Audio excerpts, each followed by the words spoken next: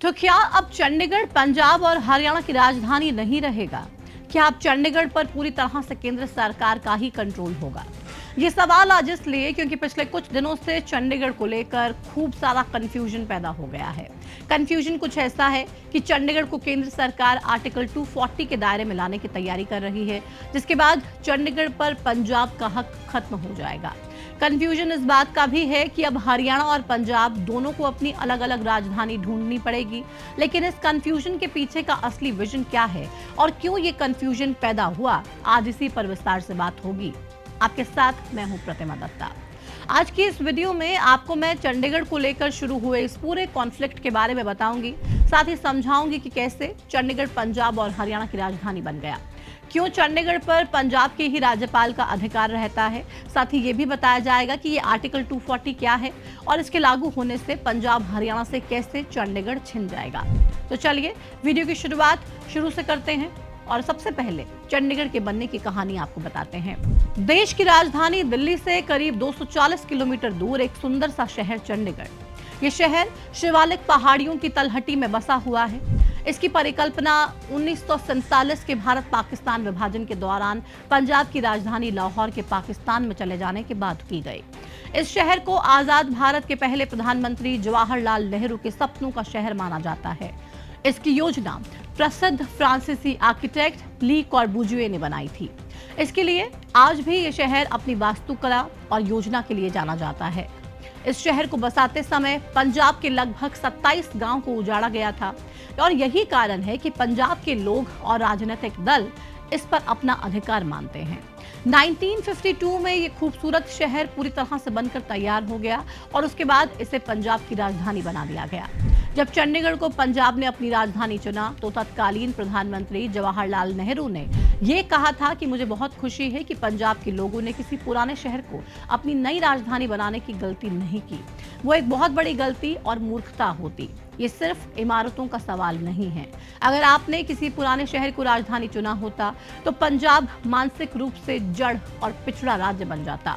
इसलिए चंडीगढ़ नामक एक नए शहर के निर्माण का निर्णय नए जीवन और नई सोच का प्रतीक है और भविष्य के लिए एक शुभ संकेत भी। जवाहरलाल नेहरू के ये शब्द वाकई में सच साबित हुए। चंडीगढ़ को पंजाब की राजधानी बनाने के बाद मानो चंडीगढ़ ही पंजाब की पहचान बन गया। यहाँ की खूबसूरती और बेहतरीन निर्माण ने इसे लोगों का आकर्षण का केंद्र बनाया, जिससे पंजाब की भी तरक्की होने लगी। लेकिन साल 1966 में जब पंजाब का विभाजन हुआ और हरियाणा बना तो दोनों ही राज्यों में चंडीगढ़ को लेकर विवाद छिड़ गया। पंजाब की राजधानी तो पहले से ही चंडीगढ़ थी, लेकिन हरियाणा के पास कोई ऐसा शहर नहीं था जिसे राजधानी के तौर पर रखा जाए। इसलिए केंद्र सरकार ने हरियाणा और पंजाब दोनों की ही राजधानी चंडीगढ़ को बना दिया। इसके अलावा चंडीगढ़ को केंद्र शासित प्रदेश भी घोषित कर दिया। मतलब एक चंडीगढ़ में तीन सरकारों का दखल।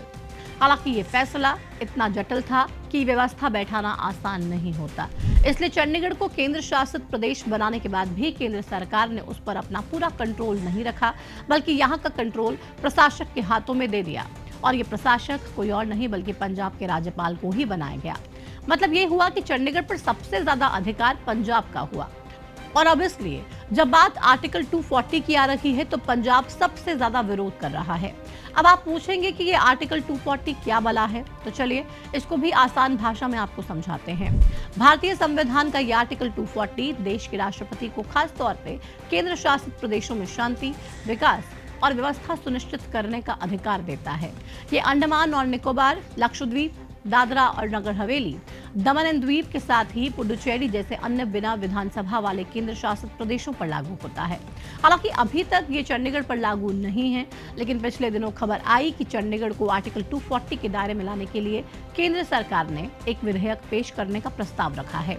इस खबर को लोकसभा और राज्यसभा के 21 नवंबर के बुलेटिन के हवाले से दिया गया, जिसके अनुसार सरकार 1 दिसंबर से शुरू होने वाले संसद के शीतकालीन सत्र में 131वां संविधान संशोधन विधेयक 2025 पेश करेगी। इसी में चंडीगढ़ को आर्टिकल 240 के दायरे में लाने के लिए एक विधेयक भी पेश होगा। इस खबर के सामने आने के बाद पंजाब सरकार ने इसका जोरदार विरोध करना शुरू कर दिया। विरोध के पीछे की मुख्य वजह ये थी कि इस विधेयक के पास होने के बाद चंडीगढ़ में प्रशासक के रूप में एलजी यानी कि लेफ्टिनेंट गवर्नर की नियुक्ति की जा सकेगी, जिसके बाद पंजाब सरकार का इस पर कोई अधिकार नहीं रह जाएगा। मौजूदा समय में पंजाब के राज्यपाल ही चंडीगढ़ को लेकर फैसले लेते हैं और राज्यपाल राज्य के मंत्रिमंडल की सलाह पर ही काम करते हैं।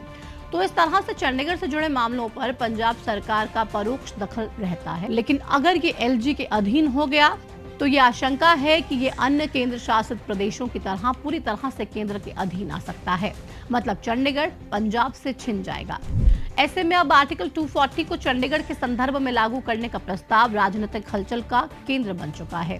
पंजाब सरकार और विभिन्न राजनीतिक दलों ने इसे राज्य की राजधानी को छीनने की एक साजिश करार दिया। पंजाब में सभी प्रमुख दलों ने एकजुट होकर इसका विरोध किया। आम आदमी पार्टी की सरकार ने इससे फेडरलिज्म पर हमला बताया। मुख्यमंत्री भगवंत मान ने कहा कि चंडीगढ़ पंजाब का अभिन्न अंग है और हमेशा रहेगा। केंद्र की ये साजिश पंजाब के गांव को रौंदकर बनी राजधानी को छीनने की है। हम इसे कभी भी सफल नहीं होने देंगे। उन्होंने चेतावनी दी कि पंजाब हर जरूरी कदम उठाएगा। कांग्रेस के पंजाब अध्यक्ष अमरिंदर सिंह राजा वड़िंग ने कहा है कि चंडीगढ़ पंजाब का है, इसे छीनने का कोई भी प्रयास गंभीर परिणाम भुगतने पड़ेंगे। विपक्ष के नेता परगट सिंह बाजवा ने केंद्र पर चंडीगढ़ नदी, जल और पंजाब यूनिवर्सिटी जैसे मुद्दों पर पंजाब के अधिकारों को कमजोर करने का आरोप लगाया। शिरोमणि अकाली दल के अध्यक्ष सुखबीर सिंह बादल ने इसे पंजाब के हितों के खिलाफ करार दिया और कहा कि ये 1970 के फैसले और राजीव लोंगोवाल समझौते का उल्लंघन है, जिसमें चंडीगढ़ को पंजाब को सौंपने का वादा किया गया था। यहां तक कि पंजाब बीजेपी ने भी विरोध किया, जो केंद्र के खिलाफ दुर्लभ है। एक्स पर कई पोस्ट्स में पंजाब के लोग इसे पंजाब की आत्मा पर घाव बता रहे हैं। हालांकि गृह मंत्रालय ने स्पष्ट कर दिया है कि कोई भी अंतिम निर्णय नहीं लिया गया है। राजनीतिक विवाद बढ़ने के बाद गृह मंत्रालय ने 23 नवंबर को एक आधिकारिक बयान इसको लेकर जारी किया।